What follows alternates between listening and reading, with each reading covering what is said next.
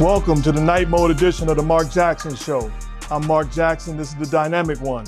My son, Blue, my co-host, who does an outstanding job. Blue, we reached a milestone, my guy. What up? What up? What up? What up? This is episode number 30. Number 30. I got a question for you. Are you retiring or you want to keep going? Am I retiring? What did you just call me? You just gave me a new nick, the chosen one? What you said was? The dynamic one. That's tough. Hold up. I'm gonna have to put that on my bio on my Instagram or something. That's hard. You also look a little bit like Forrest Gump today. Wow. Why you got No. I'm just saying. Why you gotta come with me? I want a box of chocolate. Yo, I just want to let you know that I see how you got you got a little neck showing today. Pause. You trying to get sexy on the Mark Jackson. Oh, come on, man. Go ahead. Let's go, man. Let's go. Huh? All right, man. We're gonna go first to the game that we was just watching. We got the Thunder and the Pelicans. What did you see just now? I know I saw some domination, but I want to know what you saw. I saw a domination also. I saw a special, young, talented team that's playing hungry, that's playing with an edge, that's playing with extreme confidence, that got something to prove. And they certainly put a clinic on in full display on both sides of the floor, imposed their will defensively and offensively, led by their stars, came out with a big-time victory. I tell you, I've called games at OKC, whether it be playoff games, and that place is electric. I mean, that fan base is like a college environment, a college atmosphere. It is second to none, and those guys certainly gave them something to cheer about. All right, man, right off the top, I got to go with what I saw. And this is crazy that I came to this conclusion after watching that game, but the OKC Thunder might as well wrap it up. They cannot beat the Nuggets. They cannot beat the Lakers, and they're blessed that they're on the other side of the bracket right now. Because what I saw Jonas Valanciunas doing to them, it makes me concerned for what they would do if they came across a Joker or an AD. What's your thoughts on that? Speaking of jokers, you know you being disrespectful right now, Joker? Are you kidding me? Are you kidding me? How dare you be disrespectful to the Thunder and that young, talented core led by a guy that very well may be the MVP of the league? They are playing hungry. They are playing with force and with passion. And I think they're a dangerous out because of their ability to spread the floor, their ability to knock down the long ball, and their ability to defend at a high level across the board. Then you have Chet, who's gaining more and more confidence on the offensive end, complementing what everybody else does on the floor. The future is extremely bright for that basketball team, and I wouldn't count them out against no one. Yeah, I love that game tonight. I love everything from Lou Dort competing on defense. Lou Dort was giving Ingram some problems. What did you see defensively that OKC did tonight to slow down this Pelicans offense? Well, you put Lou Dort on Brandon Ingram, and he's too strong. You know, he's physically imposing his will, disrupting everywhere and everything Ingram attempts to do. They've got to get him off ball, some down screens, some misaction, misdirection, get him some touches that way. Maybe a small pick and roll, get a guy like Giddey involved so that they switch, get the basketball to Ingram where he has a much better matchup that he's more comfortable with. And it shows you how much they miss Zion Williamson, because if Zion Williamson was in uniform, I believe Lou Dort assignment would be Zion Williamson, putting a secondary or the second best defender, perhaps, on Brandon Ingram, making him much more comfortable. He's not playing well. They have taken him out of the series. They have frustrated him, therefore limiting the damage that the Pelicans can do. And I'm not in love with the offense that the Pelicans are running right now. They're almost running like it's a regular season game. I don't know what they're trying to do when they push the ball down the floor and run a set. I know convincingly what the Thunder's trying to do. When they push the ball down the floor, pick and roll, dive into the cup, spreading the floor, three-pointers, they're running playoff-type offense, and they're executing it to a T. Yeah, I don't know what was going on, man. I watched Brandon Ingram falling all over the floor in the first half like he was Woody from Toy Story, dog. That was crazy. No, that was crazy for real. He was getting pushed all over the place. He came out better in the third quarter, but I don't know, man. What do you think? Is a sweep on the way for the Pelicans? No, I'm not going to say that. I'm not going to say that. I'm going to give the Pelicans some credit. I believe they will go home, make the proper adjustments, get some momentum going because of that fan base in their own building. I think Brandon Ingram will play with much more force, meeting force with force. I think he'll find a way to be more aggressive, getting to the free throw line, which will allow him to establish a rhythm. I expect C.J. McCollum and the supporting cast to play much better. They knock down shots from three-point land at home much more comfortably, much more effectively. So I would be shocked if it's a sweep in this series. They're two young basketball teams that have something to prove, and the Pelicans are too talented for that to happen. I think this series is far from over, but I am concerned with the way that the Thunder are impacting everything that the Pelicans are attempting to do. Now, we saw tonight a big game from not only SGA, but from the young fella Chet. What is his ceiling? I'm curious to know what you would think it is. The sky's the limit. To me, he has no ceiling because he's got tremendous size. Watch out if he gets physically stronger, which that's just a matter of time. Can shoot the long ball, can post up, incredible, great rim protector, the ability to set screens, dive in traffic, and finish at the rim. Skilled where he's only getting better and better. You see the confidence they're having in him, allowing him to rebound the ball and bring it up the floor, initiate offense. That opens up a whole different can of worms to have to defend. If you got a 7-foot whatever dude handling a rock with skills and the ability to score and make plays, now you got a whole different animal to defend. The sky's the limit for this guy. He'll be an all-NBA player. He'll be a guy, I believe, that will be in the MVP discussion one day, and rightfully so. Wemby's in a class by himself. Rightfully so. This guy was in the discussion with him all the way through the entire season. He's a starting center for the number one seed in the Western Conference as basically a rookie. That's a heck of an accomplishment, a guy you can trust.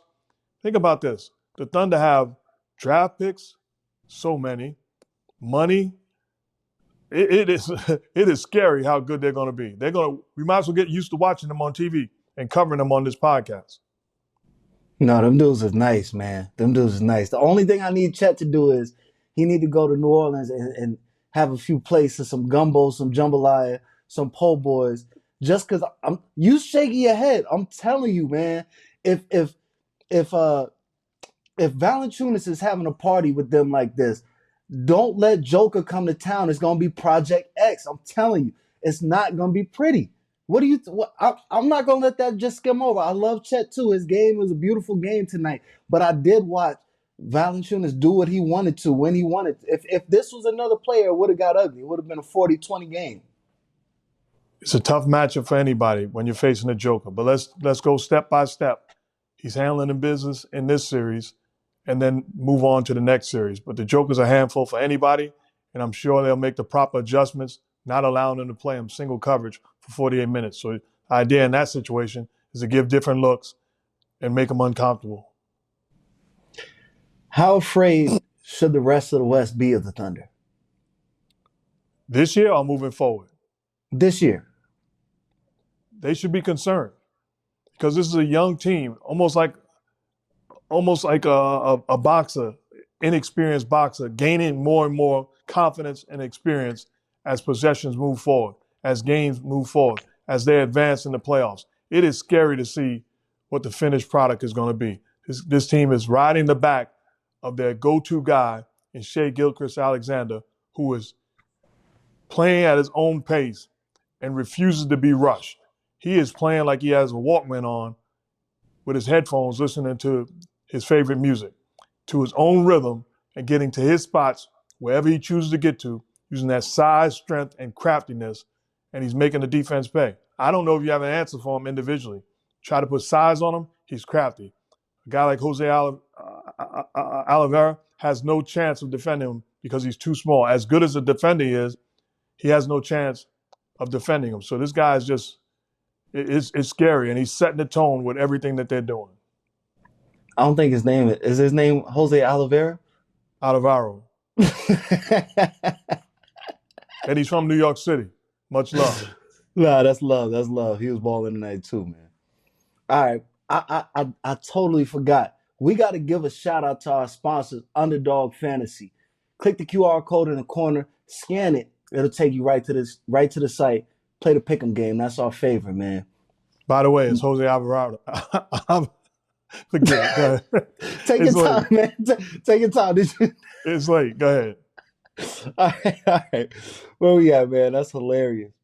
All right. So we're gonna go to the next game of the night, the earlier game, a big time game from the Miami Heat, 23 3-pointers tonight, and they iced the Celtics. What did you see from the Miami Heat tonight? I saw adjustments made. They defended at a higher level. They competed at a higher level. They executed at a higher level. They got the ball in different guys' hands to initiate offense, whether it be Bam, whether it be Tyler Hero, even Duncan Robinson. You can tell the player development and how it makes a difference. A year, 2 years ago, there's no way in the world you say Duncan Robinson bring the ball to the floor and run anything. You couldn't trust him. Now all of a sudden he's putting the ball through his legs, behind his back, setting up half-court offense. You got Caleb Martin, who's doing a great job. You got DeLon Wright. So they put the ball in the hands of different guys to initiate offense. And I thought their two best players was Bam and Tyler Hero. They did a great job of being aggressive, setting the tone early. They defended at a high level. They forced the ball into the hands of the preferred matchup. They did a great job of keeping Porzingis out of the ball game, not allowing him to get comfortable. So you're only dealing with a two-headed monster in Brown and Tatum, and not allowing Porzingis to put his stamp on the game. And you put a smaller guy like Caleb Martin on him, beat him up, fight him off the spot, and you live with the results. Make him take a contested shot. Don't let him get to the rim. They were disciplined, they were organized, and they executed. It wasn't just a long ball. It was a thing of beauty. And I believe that Bam and Tyler Hero did a great job of setting the tone and coming out of there with a big-time victory. It was shocking, absolutely shocking. I agree. One person that I was waiting for you to speak on was Caleb Martin, because I think he did a tremendous job within that scheme, switching on the bigger players and competing on the defensive end.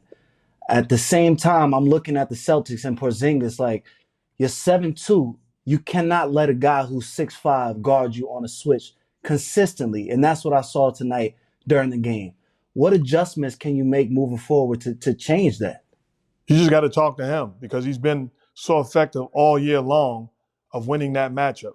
They put him in the dirt spot, pretty much at the foul line, extended in the middle of the floor where he sees where the help's coming from. He turns and either shoots over the smaller guy or one dribble pull up. So he's capitalized and took advantage of those matchups all year long. Just charge it to the game. It's a make or miss league. This was a night where he wasn't effective. They took him out of rhythm and he stayed out of rhythm. Now you show him the film and you show him how he's got to attack and how he's been attacking it. Let's get back to what we've done so successfully all season long and scratch this one as a loss. But the Miami Heat, give them credit. Whether it was Hero at times, whether it was Martin at times, whether it's whoever it was, they did a great job of getting into him, making him uncomfortable, catching it maybe a step further than what he's accustomed to catching that, and then living with the results. That's game plan discipline, excellently executed by the Miami Heat. As I was watching the game, it progressed. First quarter, second quarter, third quarter, everything was normal. But when the fourth quarter started, it seemed like the Celtics only had 4 players on the court. Where did Jason Tatum go in the fourth quarter, Pops? I need to know. That's a great question. 4 points in the fourth quarter, and that is a concern. He's got to find a way to impact the game. Doesn't have to be as a scorer, but he's got to have his hands on the basketball, making plays as a scorer or a facilitator, getting guys going and getting his team going. He has a history at times of going AWOL and being missing and allowing other guys to try to take over. He's too great of a talent. They need him to be the home run hitter, and he disappeared. Again, charge it to the game, but he's got to find a way to put pressure on this Miami Heat basketball team. I thought the Heat did a very good job. A lot of that time, it was Bam defending Jason Tatum. So you put a bigger, stronger body on him because this guy is about 6'11", if not bigger. He has the ability to attack, get to his spot, finish at the rim, step back jump shot. So you want to put size and strength on him. And Bam is an elite defender. He's a finalist for Defensive Player of the Year for a reason. Did a great job of minimizing the damage that Tatum could do on the offensive end. But Tatum's got to be better. And one thing that I looked at, you are at home in a playoff game if you're the Boston Celtics. They played 8 guys in a playoff game That's too short of rotation, especially at home. I can understand making that adjustment on the road, but they've won with their depth and their playmaking and guys off the bench impacting the game, whether it be the 3-point shooting or just competing at a high level. They shortened the rotation, and that may have had something to do with the loss in game 2. How big of a deal is this loss for the Boston Celtics? You don't overreact. It's 1-1. And if I'm the Boston Celtics, here's what I think. We lost the game at home. We played 82 games during the course of the season to earn the right to have a home court advantage. And we played 2 games in the playoffs, and we've blown that home court advantage for the first round. Let's not overreact. The bottom line is, here's the question. Are we good enough? Are we talented enough to go into Miami and win a game or 2? Absolutely. So ain't no need to panic. Ain't no need to get upset. Let's realize the mistakes we made individually and collectively. Let's make the proper adjustments, and let's go to South Beach and handle our business. Yeah, I'm watching this. I'm watching this series, and I'm not positive that the Celtics have reached their peak maturity. I thought this was the year. Today made me second guess it, man. This looked like the Celtics that lost to the Heat in the past, and I think they'll get it together. But this was a nasty loss tonight. I didn't expect this. Here's the thing. When you talk about playoff basketball, I'm watching whether it be Laker fans, Sixer fans, Buck fans, Celtic fans. Now, you overreact. It's natural because you get such coverage on all these networks, and you overreact. There's so much talking about who didn't play well, who missed shots, who played extremely well, who panicked, who didn't make the proper adjustments, and you overreact. If you're the Boston Celtics, let's take a chill pill. Let's relax.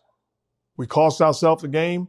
They played better. We know that they have elite coaching, elite talent, elite competitive spirit. They won the ball game. Let's not panic. Let's go to Miami and take care of business. Now, I feel you. I don't think they should panic. It just makes me feel like now I got to hear from the Heat fans, and they got to be like, yo, if we just had Terry and Jimmy, we could have won the championship. No, y'all couldn't have. Relax. But that's you making that face. That's what they're going to start saying now. You think the Heat fans is not saying if we had a full team, we take this series? Are they wrong? I'm not saying they would, but that's not far-fetched. They was just in the championship round. Fair enough. So they're good enough if they're at full strength. And if I'm Boston, so what? Say whatever you want. The bottom line is you don't have those 2 guys, and we're going to take care of business. And if you had them, we'll take care of business. But unfortunately, we won't find out. Go to Miami and handle your business if you're the Boston Celtics. Now, do the Celtics have the vets to be able to pull it together and handle Miami? Absolutely.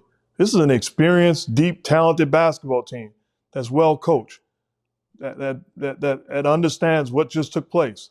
They know this is a team that was in the finals. This is a team with 2 guys representing Team USA. This is a team with Al Horford, who I believe is a Hall of Famer when it's all said and done. This is a team with Porzingis. This is a championship point guard in Drew Holiday and a big-time player in Derek White. This is a team that's more than capable of winning a championship, and they have the experience at every position to take care of business. So I'm sure they're saying the same exact thing that I'm saying right now.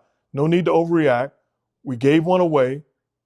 We messed up. We made mistakes. Now let's move on. All right, we go on to Miami. Worst case scenario for the Celtics. The Heat win both of these games. Is the series over or do they still have a shot? Series is not over. I've been there.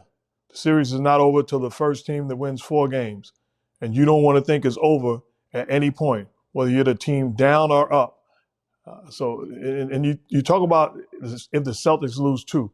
There's nothing in the Celtics DNA, individually or collectively, that tells me that they have quitters that's going to surrender. So I think both teams are loaded with great competitive drive and great competitive spirit, and you're going to have to put them away. They're not going to surrender. They're not going to throw in the towel. They're going to fight to the final buzzer. So the assignment, if you're the Miami Heat, is take care of business at home and then go to Boston and finish them off. And if you're Boston, let's take care of business in Miami and then get back home. Yeah, man, I need the Celtics. Celtics, stop letting them just shoot open threes. They just letting them shoot. It's TD Garden, not no D Garden. Play some defense, man. Play some Was, defense. That's what I what, need. was that a freestyle? Yeah, that's all at the top. What can I say? That was nice. I like that. I like that. But Nah, for you're real, they right. got. But you're right. You can't give guys in 2024 dare shots, not even paying attention to them. They spend too much time shooting these shots. You look at the shots guys are making. I was looking during the course of the game. I'm like, these guys are incredible shooters. Incredible shooters. The shot making, how many shots I looked and said, that's an awful shot. And they hit nothing but net. They put the time in. They work their tail off and they're committed. So you can't give guys, and you can say one guy maybe that's not a shooter and the game plan says we'll live with him because they're loaded around the floor. But that's not the testimony of the Miami Heat right now. You should be able to make them take and make tough shots. Yeah, and last thing I want to touch on for this game is we saw Team USA representative Bam Adebayo tonight. He was dominant in that mid-range area, competing on defense, and I just got to tip my hat to him because that dude played extremely well tonight, and he does not get the respect that he deserves, in my opinion. Well, from me, he gets all the respect. I remember in the championship round during the finals, his mom came up to me at the restaurant and basically checked me, and because Joker outplayed him one game, and I said it, which was the truth, and Bam came up and we took a picture and laughed about it, and it brought great fond memories. It made me miss my mom because my mom would have checked me too checked Bam if he'd have said the same exact thing. It wasn't not harsh, but that's my baby. You don't say anything wrong about him. So we took a picture, hugged, and nothing but love and respect. But he is an elite, great basketball player, two-way player that's as good as it gets. See, I ain't even hear that story. Mama Bam, if you watching, I showed Bam love before I even knew that story. Pop, stop talking about Bam the wrong way, man. That dude got game. You better watch It was one night, man. He was playing the Joker. The Joker had a special night. It's okay. Nah, that's all right. All right. You got stories, man. You got stories. Yeah. I do, thank God. And they're all real. No, that's good. What's that? Is that a jab at somebody? What's that? No. No. All right. You know what time it is. We need Coach Mark. Come on, put your hat on. I know you keep it on, whatever. But we need you to throw it on right now. And we need to know what you would say to some teams, all right? Yes, sir. Here we go. All right, we got to start with the late game because my guy LeBron has to be thinking like I'm thinking, and he's saying, we in must-win mode. So I'm walking through the hallways. We at Crypto. I got tickets to the Laker game. It's a little expensive, but I got backstage passes. I see the Lakers locker room. That's Coach Jackson. What is he saying to King James and the Lakers? Fellas, I got to be honest with you. It's going to take 48 minutes of basketball. We got to play 48 minutes of our brand of basketball. We have to be better, and it starts with me. I made some mistakes. I own them. I apologize. I'm committed to putting a game plan together for 48 minutes. I expect you to do the same exact thing. You've proven, AD, you can outplay Joker. LeBron, you've proven that you could be you're the best player on the floor. D'Angelo Russell, you've proven. Austin Reeves, you've proven. You've outplayed their backcourt like the request that I asked them. The bottom line is we didn't do it for 48 minutes. Whoever's on the floor, let's stay true to the purple and gold. Let's handle our business and look forward to game 4. Bring it in. I like that. All right. Now you sitting at home. Get a call. It's your former assistant coach, Mike Malone, now head coach of the Denver Nuggets. He says, Coach Mark, I need you to come down and say a word to my team before the game. What is Coach Mark saying? I just came from the other locker room. They got a first ballot Hall of Famer in Anthony Davis. They got a guy in the GOAT discussion as LeBron James. They are without a doubt a part of one of the greatest franchises in the history of sports, not just basketball. It's the Los Angeles Lakers. The history, the storied history of the Lakers. Doesn't matter. I'm not talking about yesterday. I'm talking about today. We beat that team with LeBron James and Anthony Davis 10 straight times. and it's going on 11. It is going on 11. Don't blame me. Blame the 82-game schedule. They should have ducked us. They didn't. Now it's time, as my guy Blue would say, to send them to Cancun. Bring it in. There we go. There we go. I just need you to use the accent. If you're gonna say it, you better put the accent on it. I thought about it. Let me hear it. Like, Cancun. Okay, there you go. Nah, but relax. The Lakers not going to Cancun yet, so relax. I like that speech though. But the Lakers, we on the way back. We coming back. Okay. All right. Here we go. I need some inspiring words for none other than the New York Knicks. What do you have to say to this Knicks team leading into this next game? There comes a time when you don't have to say anything. You don't have to say anything. I'm tired of all the talk. There were calls missed. There was timeouts missed. You can emphasize that all you want. The bottom line is, for 2 straight games, we've been the hardest working, most competitive team on the floor. And we're up 2-0. Now we get to come to Philadelphia. Philadelphia, where the Fresh Prince and Rocky came from. Let's handle our business. It doesn't matter what they do. If we stay true to who we are, we will win this series. And they can keep on crying and complaining. And I can't wait to see the next meme. I like that. I thought you was about to start preaching for a second. You had the little and the Knicks. And that was nice. All right. I thought I was about to hit the keys. All right. I like that. Here we go. This is my favorite part. This is my favorite part right here. I love when you get in your coaching bag. You're welcome. All right, here we go. How about Cleveland, man? Going up 3-0 against the Magic. Is it possible? And if so, how, Coach? Is it possible for what? For them to go up 3-0. Absolutely. That's anything else would be uncivilized. And that's the message to my team. We are up 2-0. We are the veteran basketball team. I'm not going to knock that team. That's a good young basketball team. And one day, they will advance. But it's not today, and it's not now. And Donovan Mitchell, you've earned the right. You waited for this opportunity to advance and play under the bright lights. You've earned that, my friend. This team has earned it. We've been hobbled and hampered and injured all season long. We are at full strength. Let's give ourselves a chance to see just how far we can go at full strength. Don't mess around with this team, because then you make them dangerous. They have no hope. They have no confidence. Let's keep them in that place and don't wake them up. I like that. Okay. All right. On a side note, Minnesota's REID wins the 6th Man of the Year award.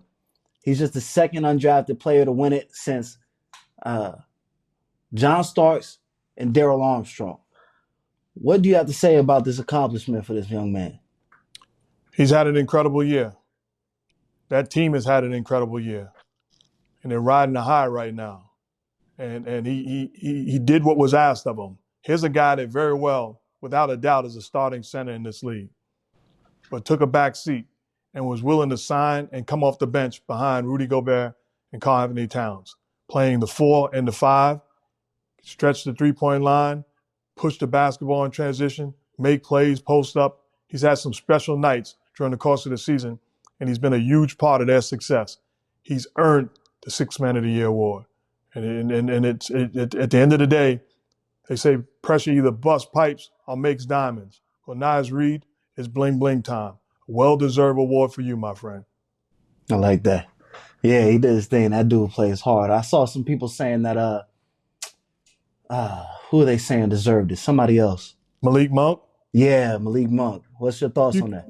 You can't go wrong. I mean, if you'd have given it to Malik Monk, you'd have an outcry saying REID. I mean, you can't go wrong. And these awards, nobody's running away with them. There's too many talented guys in this league to think you're going to run away with an award. You can make the case for either guy and then some. So give him credit. And the frustrating thing is Malik Monk, this is the 2nd year in a row where he was really in the discussion and very well could have won the award. So it's disappointing, I'm sure, if you're talking from his standpoint. But Nas Reed had a tremendous year, and nobody expected Minnesota Timberwolves to be where they are right now. I got a chance because we got some time. I want to ask some questions, some other questions, a little bit away from basketball. So last episode we spoke about Ryan Garcia and Haney's fight.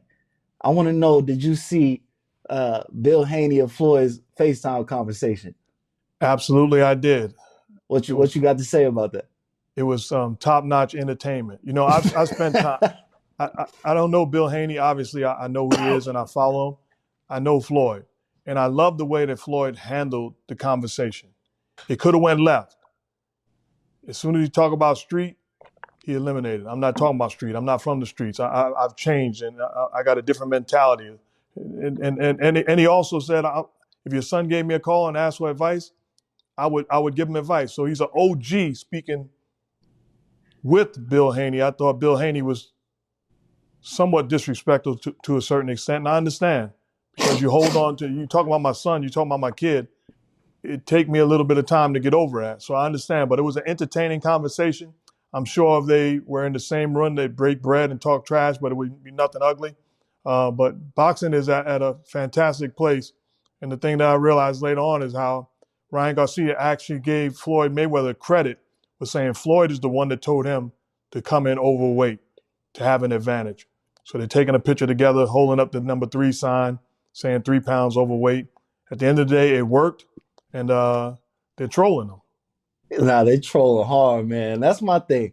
I don't know Bill either. We obviously know Floyd, but Bill got to relax with the street talk, man. At some point, you too successful, man. Your son is one of the best pound for pound fighters in the world, and you online talking about I really do this. Like, okay, so what, man? What accolades do we get from tearing down each other, especially as black men? It's not.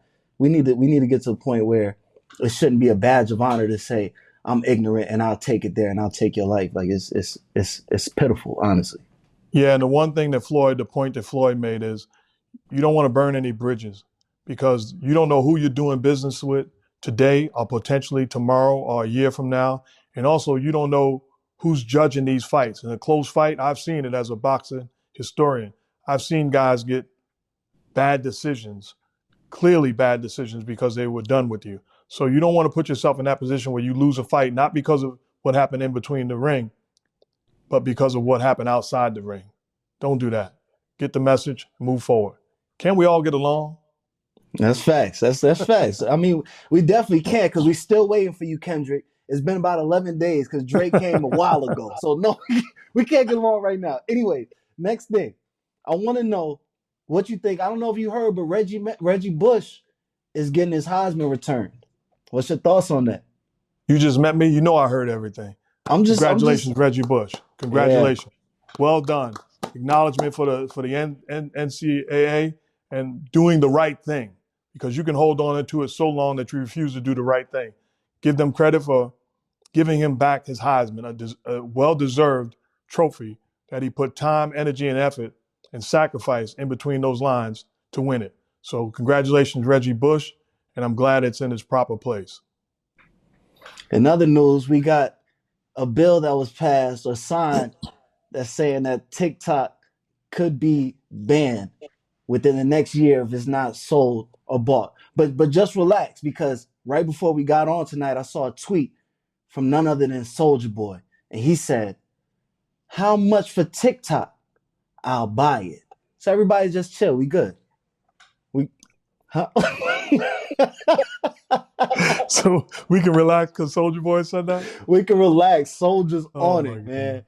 TikTok ain't going nowhere. But are you on TikTok? Of course I am. And so is the Mark Jackson show. Okay. All right. What you feel? You think TikTok should be here? I can't let you get away with just reading a quote like he's the president from SOULJA Boy. What are we doing here? What are we doing? That's SOULJA. That's SOULJA Boy. What are you talking about? Are you the first ever to quote SOULJA Boy on a podcast? I don't know. I'm not gonna take that much credit. I know he's had some big moments. That's SOULJA. I ain't gonna disrespect it. That's SOULJA. Relax. Okay. Well, they say we have a year to figure it out, right? Yeah, I think So about a hopefully year. they figure it out. Hopefully they figure it out. Yeah, what you gonna do without TikTok? Keep on living. All What I did right, before TikTok. huh? What I did before TikTok. You actually called me with this last little bit of news that I got. Taylor Swift selling 2.5 estimated 2.5 million first week. What? That's ridiculous. What? That is ridiculous. That's not even that's astronomical. I can't even process. The dude that I think is the best rapper of all time, she's selling almost 6 times as much as this dude. Yeah, it's incredible. Great story. Taylor Swift came to a Knicks game years ago, and she had on my jersey, and I got a chance to take a picture and meet with her. And incredible talent, and obviously continuing to make history. Wow. Why didn't you tell me that? I didn't know she was a fan. I could have had a shot. I didn't say that. I didn't say it. May have been the only jersey. Wow. It may have been the only jersey in the store. I don't know. I didn't say she was a fan of mine. I said she had on number 13. She had the jersey on. All you had to do would be like, yo, my son is. Wow. All right. All right, Pops. I got you. Let's wrap it up, man. I don't want to hear nothing else. Yeah. My bad. My bad. Yo, let's shout out our sponsors, Underdog Fantasy. Scan the QR code in the corner. It'll take you right to the site. Play the pick'em game. That's our favorite, man. I'm Mark Jackson, and that's a wrap for this episode of the Mark Jackson Show. This is my dynamic co-host, my guy Blue. Remember, people were shocked and surprised just recently, and matter of fact, it went viral when Indiana Pacers superstar point guard Tyrese Halliburton was doing a post-game interview. They paid attention to his answer to a question and then soon realized that he had two different voices. He would answer the first part of the question, and then the second part, it was a totally different voice. He said it's been going on his entire life. People made a big deal about it. I even had to go watch it and was shocked. But I'm more shocked that you have one voice, but 3 or 4 different personalities, 3 or 4 different attitudes, and you're not making a big deal about it. You're cool on Monday, disrespectful on Tuesday, got nothing to say on Wednesday, rude on Thursday. Worry about you. Take care of you and your attitude, and then we'll get to Halliburton. Blessings. This dude is good.